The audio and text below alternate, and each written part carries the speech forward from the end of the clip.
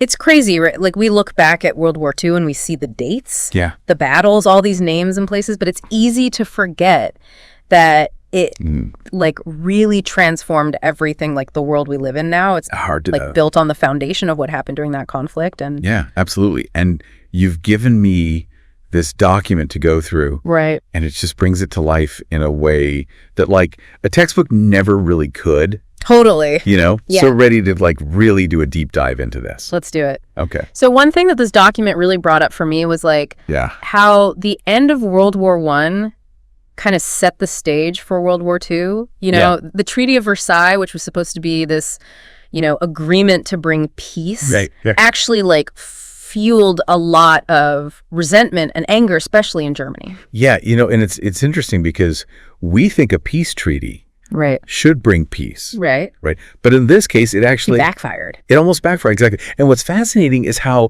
like economic hardship often creates this breeding ground for like extreme ideologies. Totally. And Germany was hit hard, you know, the reparations, the territorial losses. It's like they were punished so severely that it created this perfect storm for, you know, extremists. Right. You know, anger, desperation. Exactly. Yeah. They were just looking for someone to blame.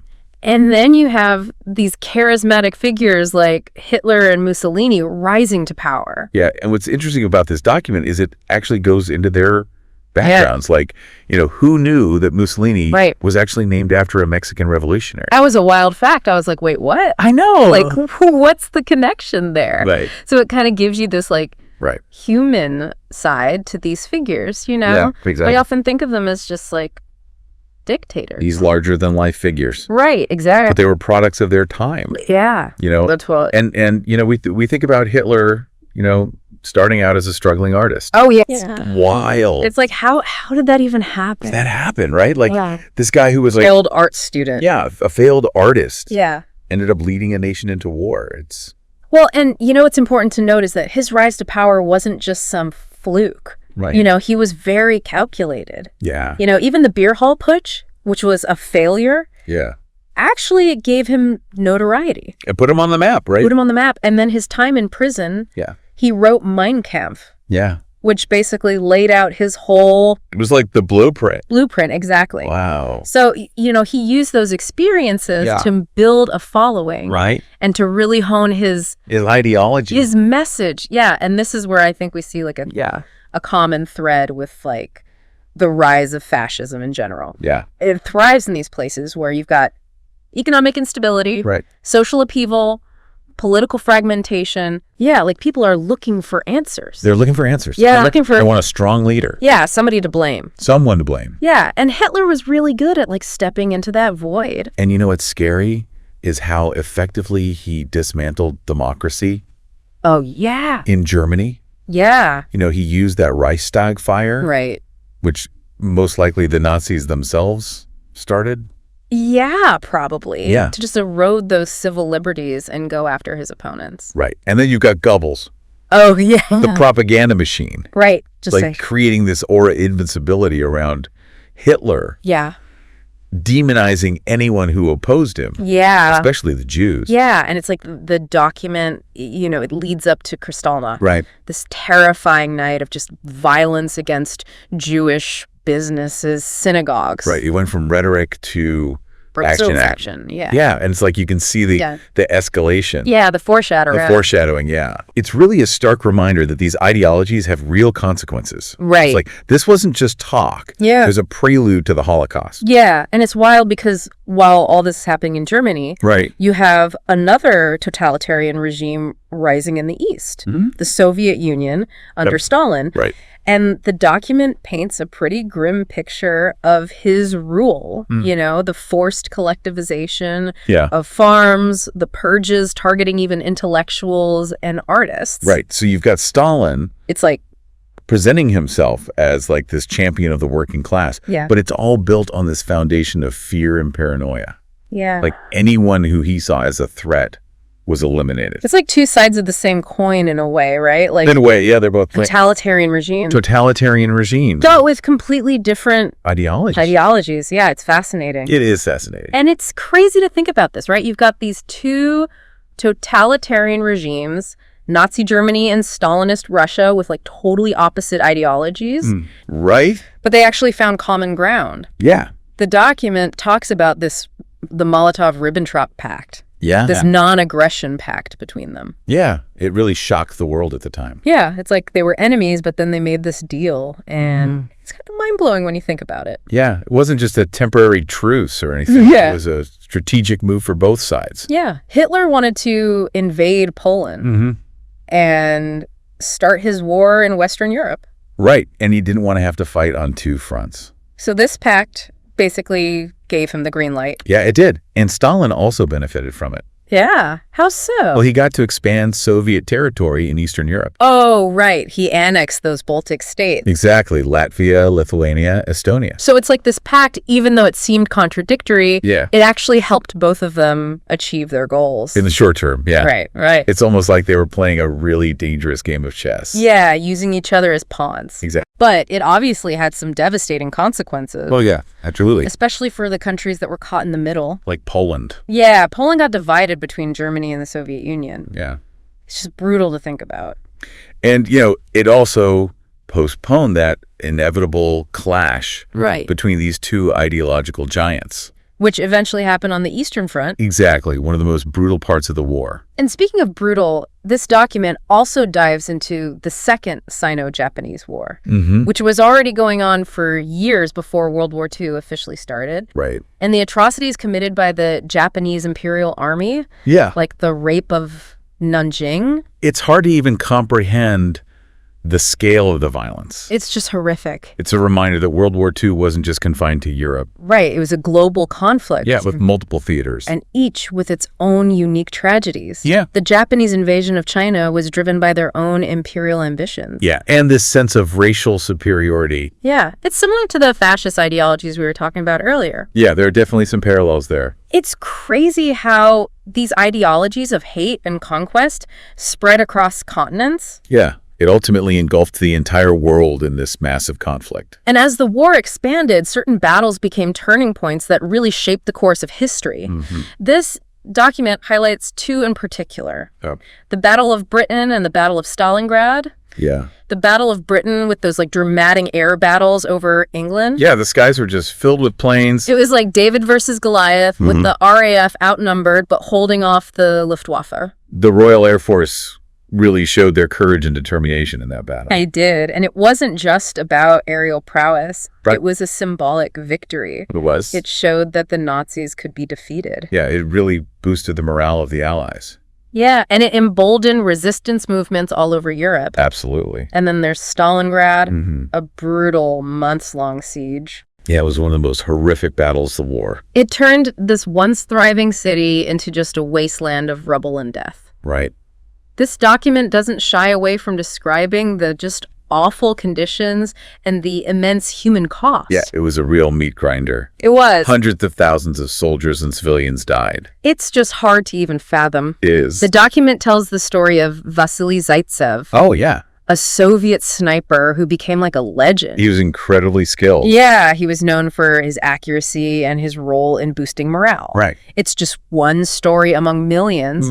But it really captures that human dimension of this epic conflict. It does. It reminds us that within these grand narratives of war, there are countless individual stories of courage and resilience and sacrifice. Absolutely. And while the war was raging in Europe and Asia, the United States was officially neutral, at least at first. Right. But as the document explains that neutrality was gradually eroded. Yeah, by a number of events. Like the sinking of American merchant ships. By German U-boats. Right. Yeah. And the growing awareness of the horrors happening in Europe. It's like they couldn't just stand by and watch anymore. Right. And even though they were hesitant to get involved in another European war, they started providing material support to the Allies. Right. Through programs like Lend-Lease. Yeah, they sent weapons, equipment, resources, all kinds of things. And the document highlights the Atlantic Charter, This joint declaration by President Roosevelt and Prime Minister Churchill, Right. it outlined their vision for a post-war world. Yeah, based on freedom, self-determination, economic cooperation. It was like a blueprint for a new global order. It was a powerful statement of shared values. Yeah. And it really aimed to prevent future conflicts and promote international cooperation. But even with these efforts towards peace, Yeah. the U.S. was ultimately drawn into the conflict by the Japanese attack on Pearl Harbor. Right. This surprise attack really shocked the nation. Yeah, it was devastating. And it really galvanized public opinion. It transformed the U.S. from an observer to a full-fledged participant in the war. Yeah, they went from being hesitant to being all in. Yeah. And the U.S. entry into the war had a huge impact. Oh, yeah. They brought their industrial and military might. Right. It really tipped the scales in favor of the Allies. And it also marked the beginning of America's emergence as a global superpower. Exactly, a position they've held ever since. And with America in the fight, the tide began to turn.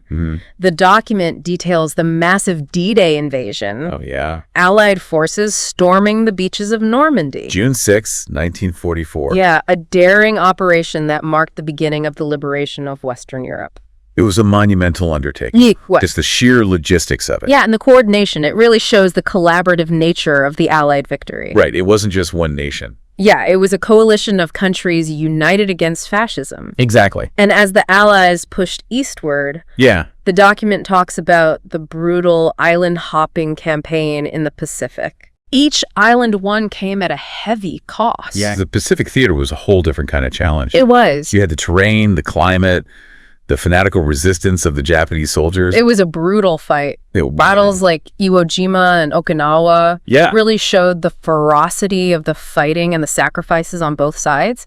And, you know, as we get towards the end of the war, this document brings up a moment that's just so pivotal. Yeah. The decision to use atomic bombs on Hiroshima and Nagasaki. Right. It's a stark reminder of just the immense power unleashed by this conflict. It really is. And you know, those atomic bombs, they brought a quick end to the war in the Pacific. Right. The cost was just unimaginable. Yeah. The destruction, the suffering. Yeah. It raised all these ethical questions. About warfare. Yeah, the limits of violence. It's hard to even wrap your head around that decision and like the impact it had, not just on Japan, but on the whole world. On the world, yeah. Like it ushered in the atomic age, right? Yeah. With all its promise, but also that threat. That threat of nuclear war. Yeah, that still hangs over us. Right. It's such a contrast to like that hopeful vision in the Atlantic Charter, you know? It is. Yeah, you've got this push for cooperation with the UN, but then also this